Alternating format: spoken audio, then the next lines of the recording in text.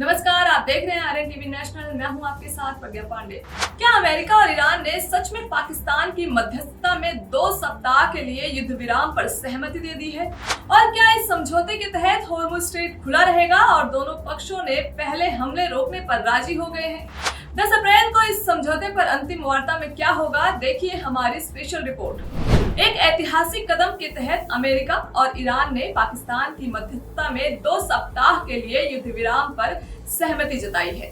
Donald Trump की विनाशकारी हमले की डेडलाइन समाप्त होने से ठीक पहले पाकिस्तान के प्रधानमंत्री शहबाज शरीफ ने यह घोषणा की है कि इस समझौते के तहत होर्मुज स्ट्रेट खुला रहेगा और दोनों पक्षों ने एक दूसरे पर हमले रोकने पर सहमति दी है। आपको बता दें कि दोनों ही पक्षों ने सीज फायर के लिए पाकिस्तान का शुक्रिया अदा किया है।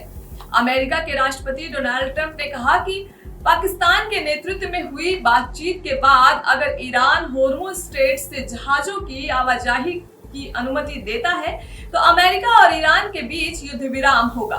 ट्रंप ने कहा, मैं ईरान पर बमबारी और हमले को 2 हफ्तों के लिए रोकने पर सहमत हूं और बताया कि इस युद्ध विराम पर दोनों पक्ष सहमत हैं। ट्रंप की ईरान पर विनाशकारी हमले की डेडलाइन भारतीय समय अनुसार बुधवार सुबह 5:30 बजे खत्म हो रही थी, लेकिन इसके ठीक 10 मिनट पहले पाकिस्तान के प्रधानमंत्री शहबाज शरीफ ने घोषणा की कि यह सीज फायर तुरंत प्रभाव से लागू हो गया है।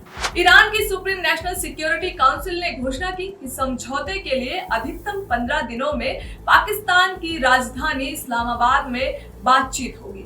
ईरान ने युद्ध विराम की शर्तों में ये बिंदु रखे हैं जो अमेरिका की आक्रामक कार्रवाई न दोहराना, होर्मुज स्ट्रेट पर ईरान का नियंत्रण, यूरेनियम संवर्धन स्वीकार करना, सभी प्रतिबंध हटाना और मुआवजा देना और अमेरिकी सेना की वापसी, सभी मोर्चों पर युद्ध रोकना जिसमें लेबनान की इस्लामिक रेजिडेंस भी शामिल है।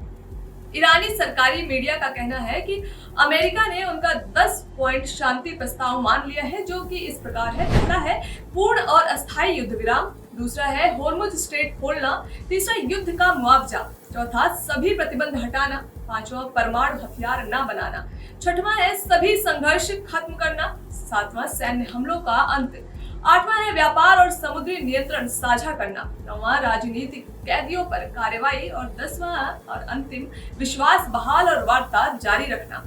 पाकिस्तान के प्रधानमंत्री शहबाज शरीफ ने कहा कि ईरान और अमेरिका ने तत्काल सभी क्षेत्रों में सीज फायर पर सहमति दी है, जिसमें लेबनान और अन्य क्षेत्र भी शामिल है। दोनों पक्षों की समझदारी और शांति के प्रति प्रतिबद्धता की प्रशंसा की गई है। पाकिस्तान 10 अप्रैल को इस वार्ता की मेजबानी करेगा।